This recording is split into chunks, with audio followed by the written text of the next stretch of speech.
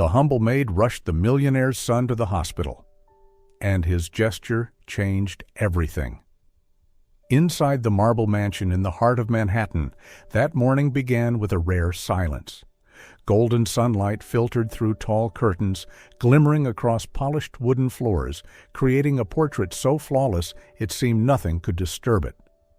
Yet inside that flawless tableau, a hairline crack of fate ran straight through the morning. Victor Harrington, the real estate tycoon known for his icy voice and unshakable stare, sat in the grand living room. A steaming cup of coffee rested on the table, thick stacks of contracts spread out before him. For Victor, a morning was never just a morning, it was always the opening round of another battle in the world of money and power. Meanwhile, 4-year-old Danny, with rosy cheeks and a radiant smile, raced down the endless hallway as if the entire mansion was his private playground. His laughter echoed against cold marble walls, filling the space with warmth no fortune could ever buy. It was the only sound that could pierce Victor's hardened heart, though he would never admit it. At a quiet corner near the dining room, Maria Alvarez, a Latina immigrant, wiped the long dining table with a damp cloth.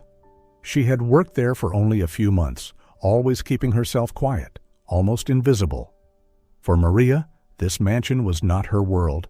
It was just a place to survive. She knew her boundaries: silence, hard work, and invisibility.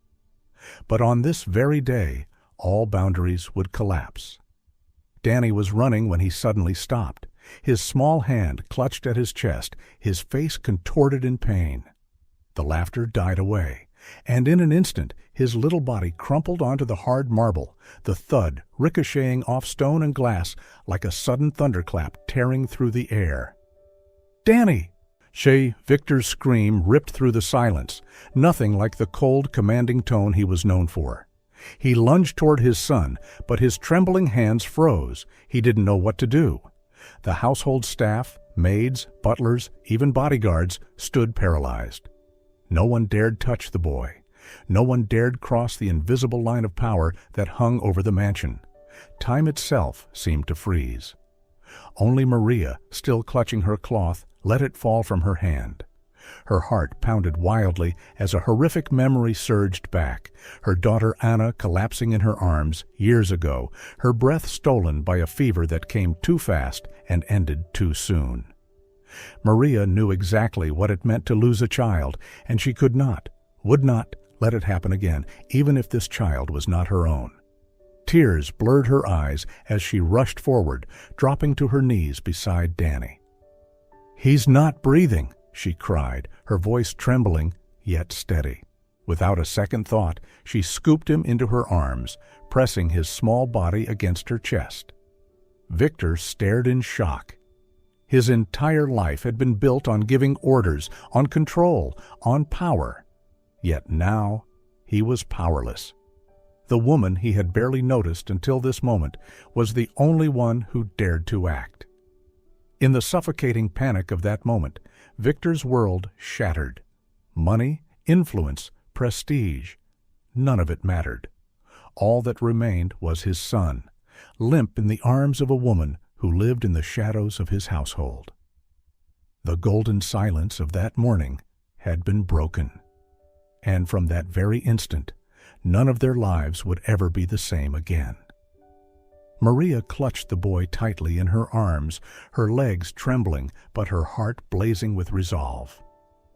"We have to get to the hospital now!" she shouted, her voice echoing across the vast marble hall. No one answered. The staff stood frozen, as if fear had turned them to stone. Without another second wasted, Maria dashed toward the door. Her cheap shoes pounded urgently against the marble floor, mingling with her ragged breaths. Danny lay limp against her chest, his eyelids shut, his fragile breath so faint they seemed ready to disappear into thin air. Victor stood stunned for a heartbeat, then something primal erupted within him. He bolted after her, not as the cold billionaire he was known to be, but as a desperate father. For the first time in years, he ran without knowing where he was headed. only that he had to hold on to the fragile life slipping away. Victor's luxury car waited by the gate. Maria gasped as she pulled the door open, clutching Danny to her chest. Victor gripped the wheel, slammed his foot on the accelerator, and the engine roared, tearing through Manhattan streets and shattering the morning calm. Inside the car, Maria cradled Danny close, her tears falling onto his soft hair. "Don't give up, my angel. Please don't give up." Her voice broke apart, but her hands kept a steady rhythm, as if willing strength into the boy's tiny heart. Victor glanced through the rearview mirror, catching sight of Maria's tears streaming down her face, and something strange stirred in him. He had never seen anyone surrender themselves so completely for another's child. His world was full of people chasing profit, contracts, and advantage. Yet here was a cleaning woman, a stranger, fighting for his son as though he were her own flesh and blood. Horrific memories flashed in Maria's mind. Anna, her little girl, her flushed face burning with fever, cracked lips gasping weakly before going silent forever. She had once carried her daughter through crowded streets, running frantically, but the hospital had been too far, and help had come too late. Since that day, Maria had lived with an emptiness no one could fill. Now, with Danny collapsing into her arms, her heart screamed, "Not again, never again." The car shot through intersections, ignoring red lights, horns blaring angrily from other drivers. Victor had never driven like this before. His hands gripped the wheel tightly, his eyes bloodshot, but he would not stop. Beside him, Maria whispered broken prayers through her tears, pressing Danny tightly to her chest, as if she could lend him her very breath. From afar, the wail of ambulance sirens began to mingle with the frantic beating of their hearts. The city blurred into shadows. Inside that speeding car, there was only one mission: to snatch life back from the brink.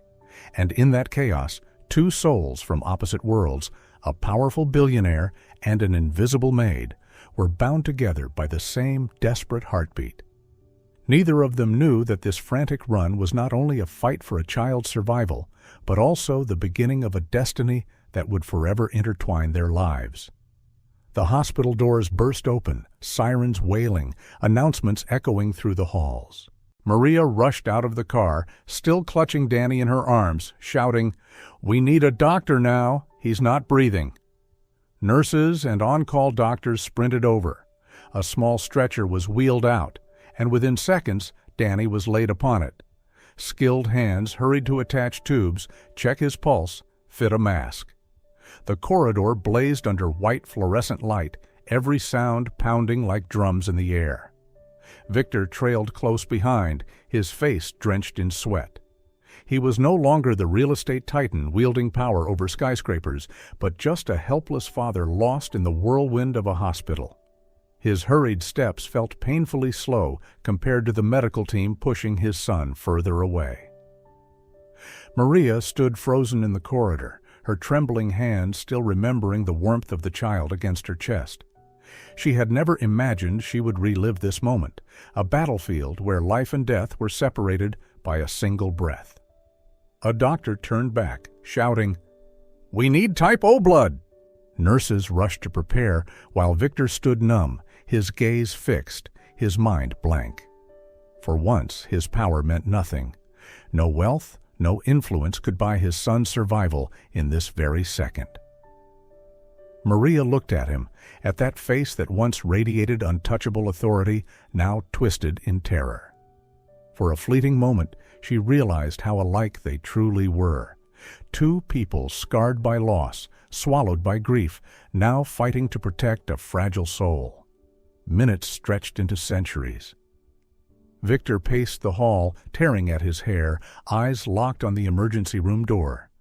Maria folded into a cold plastic chair, fingers laced so tight her knuckles blanched, as if holding herself from breaking. Memories of Anna surged back, the fevered night, the sluggish bus, the nurse's careless words, and finally the flatline on the monitor. Her heart splintered all over again. "If only this child lives," Maria whispered through tears. "That's all I ask, Lord. Please don't take another child away." The doors swung open, and a doctor emerged with firm words. "The boy is stable. We've controlled the seizure. He'll need intensive monitoring now."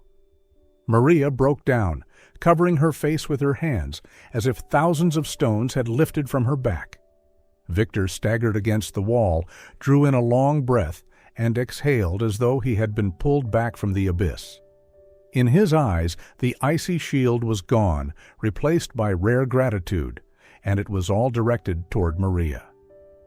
As the bed was wheeled out, Danny remained unconscious, but his features softened, his breath steadying. Maria stepped forward, gently stroking his hair, her tears falling onto the white sheet.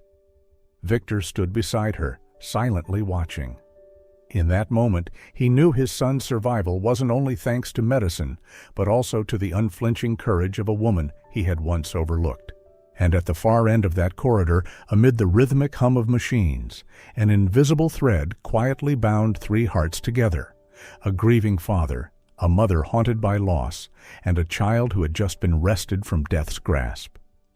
The intensive care room glowed under soft amber light. The steady beep of the heart monitor sounded like a fragile bridge holding on to life. Danny lay there, color returning to his cheeks, his chest rising and falling in calm rhythm. Maria sat in a chair beside the bed, her hands clasped tightly together, her eyes still red from tears. She could hardly believe that only hours ago this child had felt like a falling leaf in her arms. Victor entered, shirt damp with sweat, hair disheveled, but his gaze was different now. No longer the icy mask he wore to command the world, but something raw, vulnerable, achingly human. He stood still for a moment, looking at Maria, then exhaled a long, heavy sigh. "You saved my son," he said, his voice hoarse yet steady. Maria shook her head gently, her voice trembling. "I only did what any mother would have done." The simple reply pierced Victor's heart like an arrow. He knew behind those words lay a story of loss he had only heard in hushed fragments from the staff. Silence stretched, broken only by the rhythmic hum of machines. Victor lowered himself into a chair opposite her. They sat side by side, separated only by the bed of a fragile child. Moments later, Danny's eyelids fluttered. His lashes trembled before his clear eyes opened, searching. Maria leaned closer, holding his small hand. "Danny," she whispered, "you're safe now." The boy's lips moved, and the first word he uttered was not Dad, but Maria, weak but unmistakable. Victor froze, his expression flickering. He wanted his son to turn only to him, yet the truth was undeniable. The boy had called out to the woman who had carried him through the valley of death, and strangely, Victor felt no jealousy, only a profound sense of relief. Danny squeezed Maria's hand, then looked up at his father. "Dad, she helped me." Victor nodded, his voice low.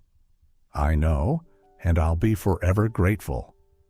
The three sat in silence, but the air no longer weighed heavy. Instead, a new calmness filled the room, as though even the cold hospital walls had softened. Maria bent down and kissed Danny's forehead. The gesture, instinctive and maternal, made Victor pause. He saw in her not just courage, but a love so genuine no fortune could ever buy it. And in that moment, something shifted. An invisible door opened, one neither Maria nor Victor had ever imagined could exist. News of the incident inside Victor's mansion spread faster than anyone could have imagined. A short video clip of Maria carrying Danny through the hallway, Victor rushing after her, had been uploaded to social media. Within hours, it became the talk of the city. "Who is she?" hundreds of comments asked beneath the clip. "His maid? Or something more?" Some posts dripped with suspicion, while others spun wild stories about her role. At the hospital, Maria tried to look away from the phone screen Rosa, her close co-worker, held up. But the whispers were everywhere, echoing even through the cold hospital corridors, weighing heavily on her heart. In the waiting area, two women by the coffee machine murmured, "Rich men like that. There's always a scandal." The other replied, more softly, "Or maybe she was the only one brave enough to act when the boy needed it." Maria heard them but pretended not to. She was used to judgmental glances, but this time the rumors spread like wildfire, impossible to contain. When Victor returned from a call with the doctor, he found Maria sitting curled in a corner, her fingers twisting the hem of her shirt. He had seen that look before, the look of someone pushed to the margins, left to face everyone's judgment alone. "Don't mind them," Victor said, his voice deep and steady. "You know the truth, and so do I." Maria lifted her head, eyes red but unwavering. "I don't fear what they say about me. I only fear what it might do to Danny. And to you." Victor froze. He was used to being at the center of every headline, but this was the first time someone else worried for him. Maria's sincerity touched a part of him he hadn't realized was still alive. That night, under the dim glow of hospital lights, Maria sat quietly in the room. Every footstep, every passing glance from a nurse reminded her how fragile her place here was. But when she looked at the hospital bed and saw Danny sleeping peacefully, his tiny hand gripping a stuffed bear, she knew none of the whispers outside mattered. Elsewhere in the city, online tabloids began to churn. One headline screamed, "The mystery woman beside millionaire Victor amid family crisis." Maria's face had been cropped from the video, twisted by tears and worry. Yet in that small hospital room, Maria whispered to herself, as if to anchor her soul, "I'm not here for praise or for lights. I'm here because a child needed me." And that whisper was what held her steady against the storm of judgment. The atmosphere inside the hospital slowly calmed, but outside, storms raged on. New articles appeared, no longer just speculation, but digging into Maria's private life. They unearthed old addresses, questioned former neighbors, even fabricated stories about a past she had never shared. Maria bit her lip when she saw the headline, "Woman with a shady past now beside millionaire Victor." A photo of her wiping tears at Danny's bedside was paired with a fabricated tale of seizing opportunity to climb into wealth. Rosa fumed, wanting to fight back, but Maria stopped her. "The more we explain, the more they twist our words," she said, her voice weary. Victor witnessed everything. He was used to the cruelty of the press, but this time, the storm targeted not him, but an innocent woman. It made him feel as though he had failed to protect her. Meanwhile, whispers in the hospital corridors grew louder. A nurse muttered, "A woman like her, how can she be so close to Mr. Victor's son?" A guard shook his head. Could be a scheme? Maria heard every word, but she chose silence. Only when Danny woke and clung to her hand, whispering, "Maria, don't go," did her heart find an anchor. But the true blow came from within Victor's own mansion. That afternoon, a trusted family manager brought troubling news. "Someone on the board has filed an anonymous complaint to child welfare," he whispered. "They accuse you of overstepping, of exploiting trust to replace a mother's role." Maria froze. Each word cut like a blade. She had never wanted to replace anyone, only to follow what her heart demanded. Victor's fists clenched. He knew exactly whose hand was behind this cowardly strike. Rebecca, his longtime image consultant. The woman who had always insisted he keep his image clean and avoid emotional risks. That evening, Rebecca arrived at the hospital, perfectly composed, her voice smooth, but her words sharp as knives. "Victor, I've prepared a press release. We'll say Maria is just temporary staff, nothing personal. Best to remove her from the spotlight before things spiral out of control." Maria bowed her head. She did not cry, but her heart grew unbearably heavy. Victor stood in silence for a moment, then spoke slowly, each word deliberate. "She has a name, She saved my son. No one has the right to erase that."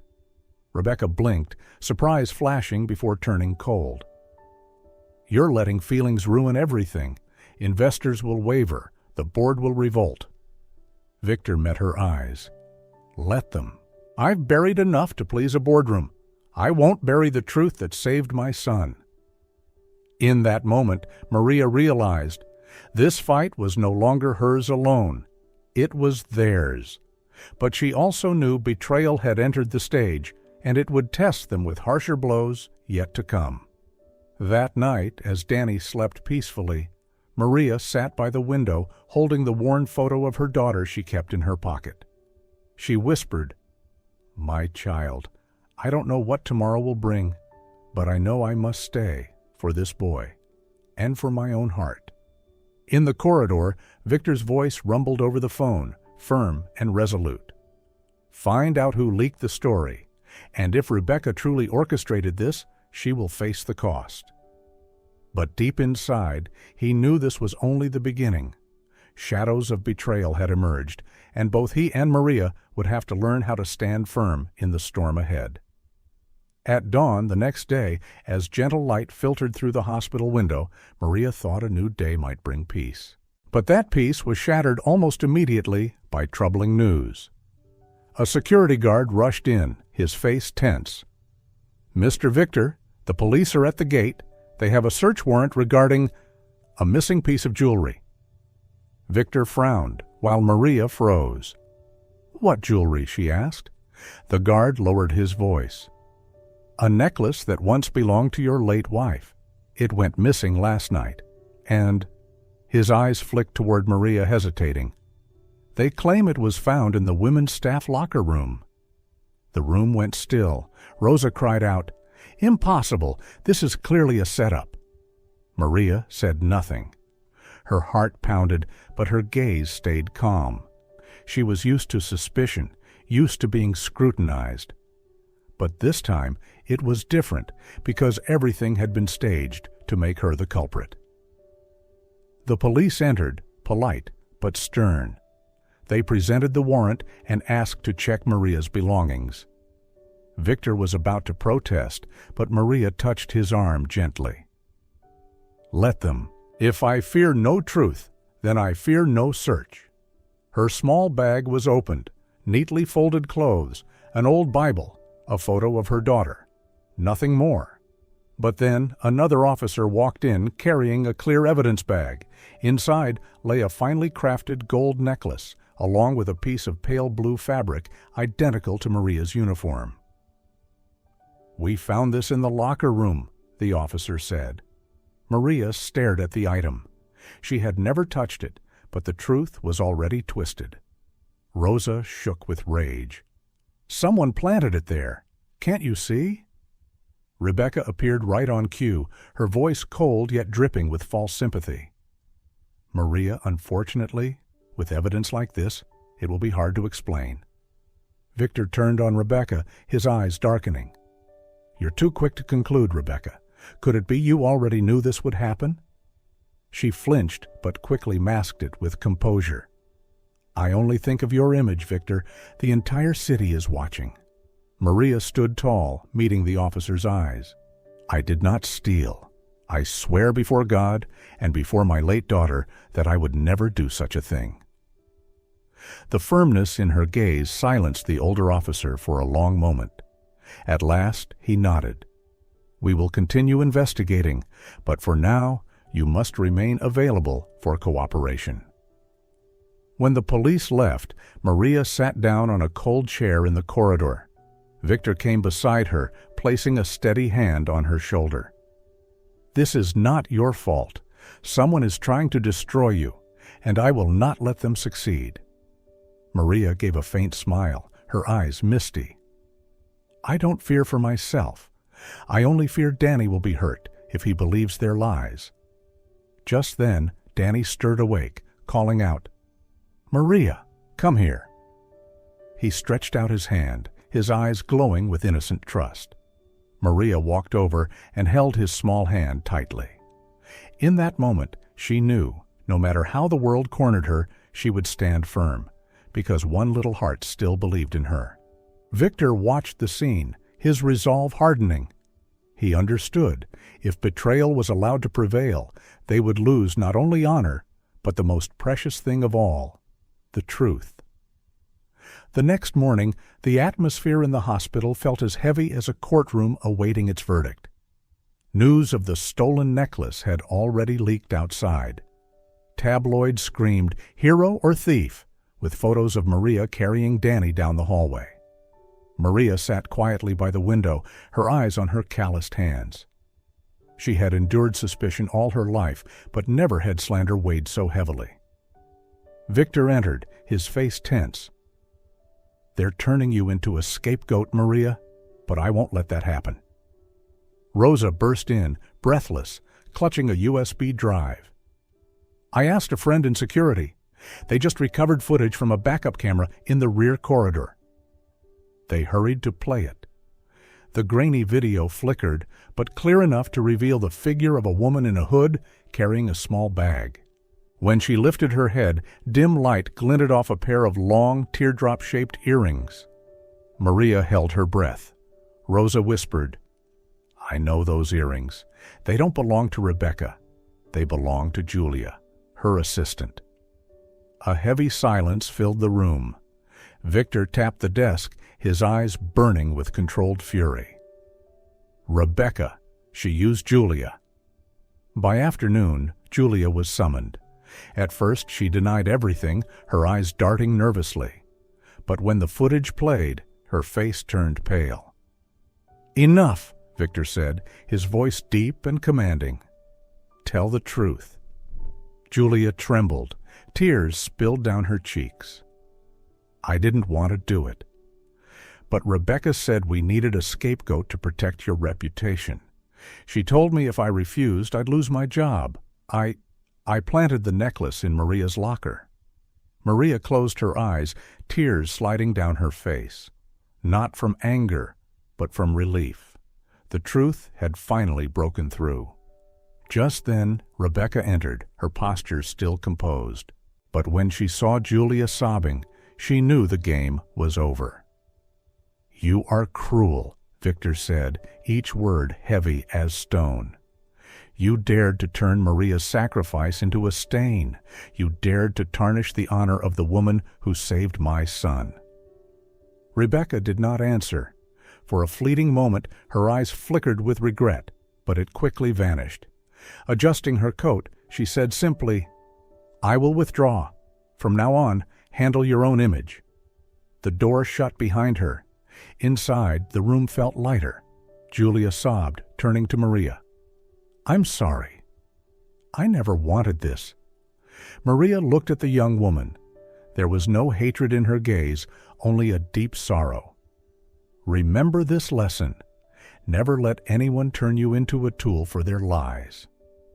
Victor gripped Maria's shoulder firmly. "You are not alone. I promise no one will ever hurt you like this again." From his bed, Danny's small voice rang out. "I knew it. Maria would never steal. Maria is the one who saved me." Those innocent words fell like a final verdict. The lies crumbled, leaving only the shining clarity of truth in a child's eyes. As dusk settled, the hospital corridors grew quieter than in the days before.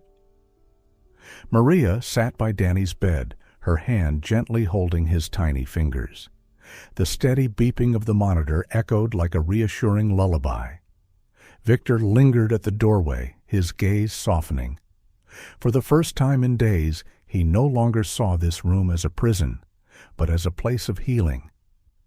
"He's sleeping peacefully now," Maria whispered, as if he's finally found his own breath again. Victor sat down beside her, his hand brushing her arm. "Not just Danny, but me too. For years I lived with wounds I never dared show. But you've shown me how to face them instead of hiding." Maria grew still. In her mind, Anna's image rose again, her little girl, whose smile had been stolen too soon. "Some wounds feel like they'll never close," she said softly. But today I felt as though Anna was there with me, holding my hand as I carried Danny down that hallway. Victor drew a deep breath, his voice thick with emotion. I know that feeling.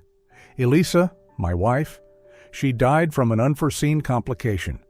From that day, I shut my heart away, believing money and power were enough to mask the emptiness. But today, I see how wrong I was. Maria turned to him. In that moment, they were no longer a billionaire and a maid, but simply two souls carrying the same scars. Victor, she said, her voice trembling yet firm, we cannot change the past, but we can turn pain into strength so no child has to suffer the way Anna did, or the way Danny almost did. Victor's eyes lit with resolve. He clasped Maria's hand tightly, not as a gesture of formality, but as a vow. We'll make it happen. I want to establish a foundation in Elisa and Anna's names, a place with doctors, ambulances, medicine, for families who have no voice. And I want you by my side as the keeper of its flame. Tears welled in Maria's eyes. She nodded. If it can save even one child, I'll do it. Not for me, but for every mother out there. Danny stirred in his sleep, his lips murmuring faintly. Maria. Both adults leaned closer, and in the tender glow of the hospital room, three souls, a once proud man, a woman scarred by loss, and a child who had escaped death's shadow, found each other within the embrace of healing. The next morning, gentle sunlight streamed through the hospital window, filling the room with warmth. Maria woke from a brief nap to find Danny sitting up in bed, his clear eyes gazing outside. Look, Maria, the boy pointed, the sun has come back. His innocent words tightened Maria's chest. That new light did not just brighten the room, it shone into their hearts, hearts that had survived the shadows. Victor entered, carrying 2 steaming cups of coffee. He handed one to Maria, his voice soft. This isn't coffee from an employer, it's from a grateful man. Maria smiled, accepting it. The warmth seeped into her hands, a reminder she was no longer alone. Moments later, the doctor arrived with good news. Danny was strong enough to go home. A collective sigh of relief filled the room. Maria carefully folded the small blanket. Rosa packed the belongings, while Victor bent down to tie his son's shoelaces. A simple act, yet filled with all the love in the world. As they left the hospital, the morning light fell upon 3 figures walking side by side. At the doors, a few reporters waited, cameras flashing in the sun. Victor paused, took Maria's hand, and gently pulled Danny closer. We walk together, he said firmly. Questions fired from every direction, but Victor gave only one answer. This is my family, and this is the woman who saved us. The flashes exploded, but Maria no longer bowed her head. She stood tall, her hand tightly clasping Danny's small fingers. Back at the mansion, the once cold halls seemed to breathe again. In the garden, Victor had Rosa move the lavender pot to a sunnier corner. Beside it floated a yellow balloon, swaying gently in the breeze, a symbol of hope. Maria paused, looking up at the sky, whispering, Anna, do you see? I kept my promise. Victor stepped closer, his voice deep yet warm. And Elisa will see too. From today, we begin again, not only with our pain, but with love and courage. Danny laughed brightly, tugging them both toward the swing set in the garden. Together they sat, listening to the echo of a child's laughter, like a hymn to a new beginning. In that moment, Maria realized, wounds may leave scars, but the sun still rises, and love can turn even the coldest house into a home. A new dawn had come, and this time they would walk it together.